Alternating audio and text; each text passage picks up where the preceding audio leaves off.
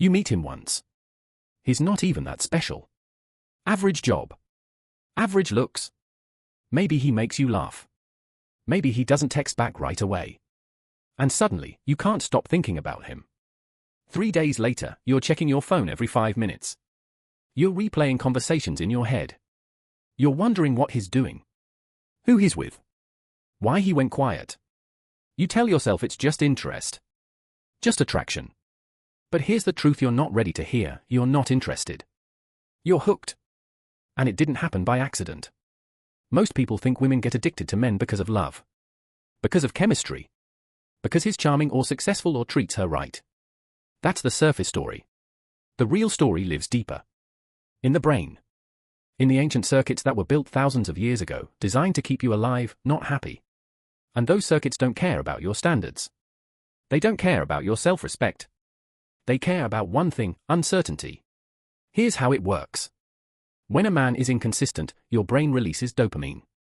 Not because you like the inconsistency, but because your brain is trying to solve a puzzle. He texts you. Then he doesn't. He's warm, then cold. He's present, then distant. Your mind starts hunting for patterns. It craves resolution. And every time he comes back, even slightly, you get a hit. A reward. A little burst of relief.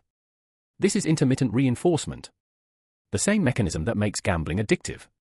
The same reason people stay in toxic relationships for years. You're not weak. You're wired. And he doesn't even have to know what he's doing. Most men don't. They're just living their life, being selfish, being distracted. And accidentally, they become the drug. But it gets worse. Because the more you think about him, the more you convince yourself he's special. Your brain starts building a story. It connects dots that don't exist. It turns small moments into proof of something bigger. He held the door. He remembered your coffee order. He laughed at your joke. Suddenly, he's not just some guy. He's the guy. The one who gets you. The one who could be different. Psychologists call this the halo effect. You take 1 or 2 positive traits and project them everywhere. You create a version of him in your mind that's better, kinder, deeper than the reality. And now you're not addicted to him. You're addicted to the fantasy. Here's the part no one talks about. The reason you get hooked isn't because he's amazing. It's because you're starving. Not for him. For validation. For certainty. For proof that you matter.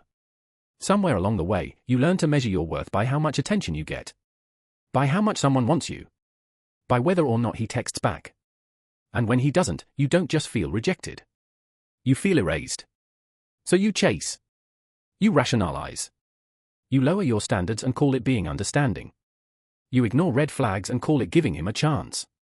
But deep down, you know. You're not fighting for him. You're fighting to feel like you're enough. So what do? You stop feeding the addiction. You stop checking his social media. You stop replying instantly. You stop making excuses for behavior that doesn't meet your standards.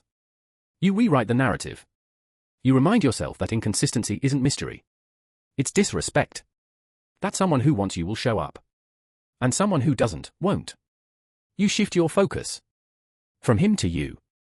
From external validation to internal certainty. Because here's the truth: the moment you stop needing him to prove your worth, you stop being addicted. You become free.